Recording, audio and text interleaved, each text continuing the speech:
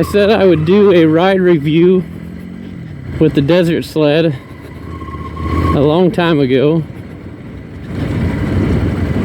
Finally gonna put one on.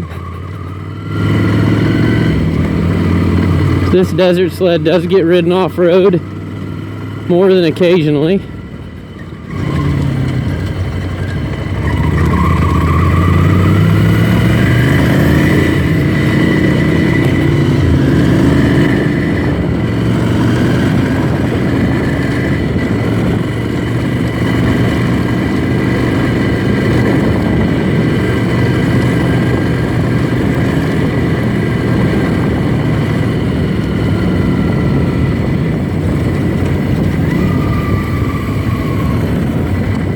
So here we go, here's a short stint of pavement.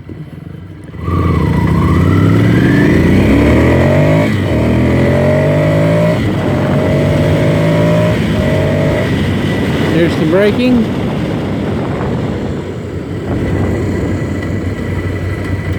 Here's some dirt.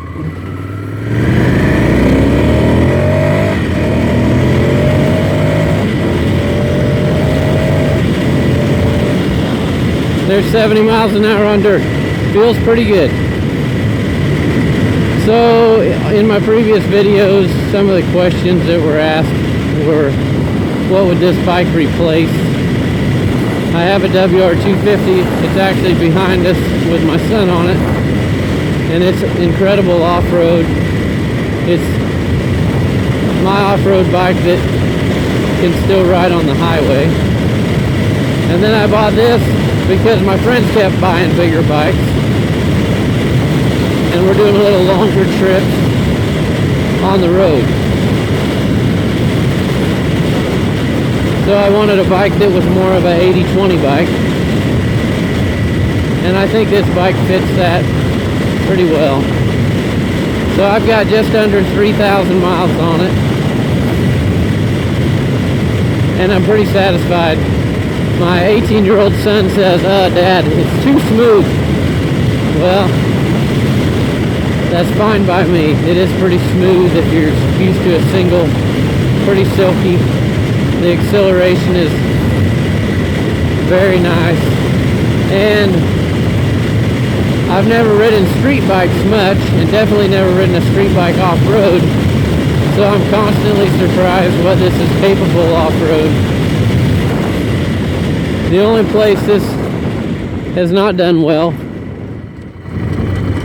there's the analog brakes working a little bit. The only place this hasn't done well is in some mud. We did the Arkansas 500 a couple weeks ago, and we got into some pretty gnarly orange Arkansas mud that I had to take it pretty slow, but we managed with only one crash, and that really wasn't the bike's fault. I got in a rut, which was my fault, not the bike's. I am considering different tires for this, where we do a little more off-roading, and I've been looking at the Moto's Adventure tires.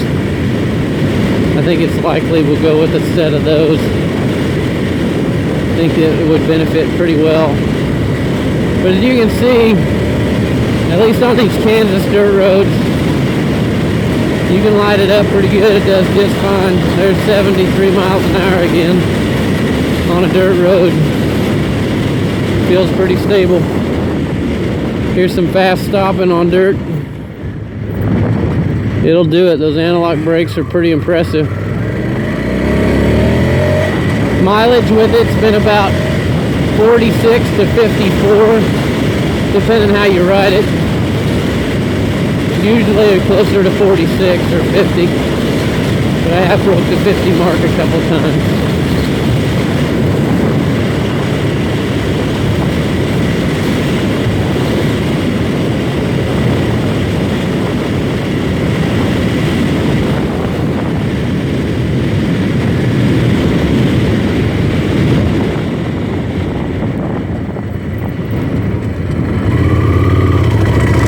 We'll do another quick set down with the brakes and give you a demo, because it's very impressive how fast this thing will stop. Here's 60 to 0. Here's 64. And here is 0. Almost dummy proof. You just set on both brakes and it stops in a hurry. It'll outstop that WR all day long.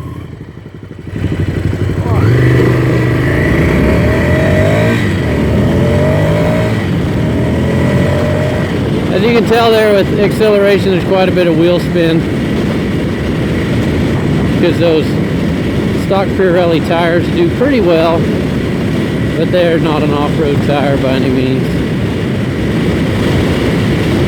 I really don't know what else to review on the bike. The suspension, I had a gentleman, I said on a previous video, help me set it up for off-road. It does pretty well. It'll bottom if you ride it too hard. You hit a deep rut or jump it too much. Not very many people are going to do on this bike. Down in Arkansas, we rode long stretches of highway in between because of all the mud, and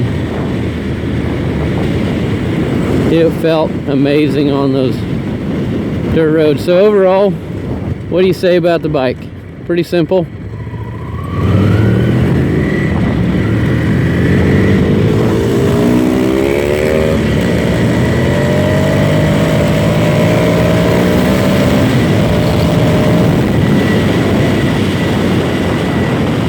Bike that's got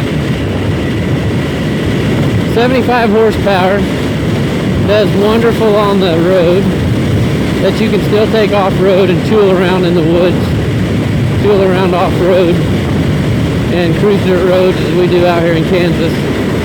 It's really ideal. Negatives about the bike would be we live 2.5 hours away from the nearest Ducati dealer.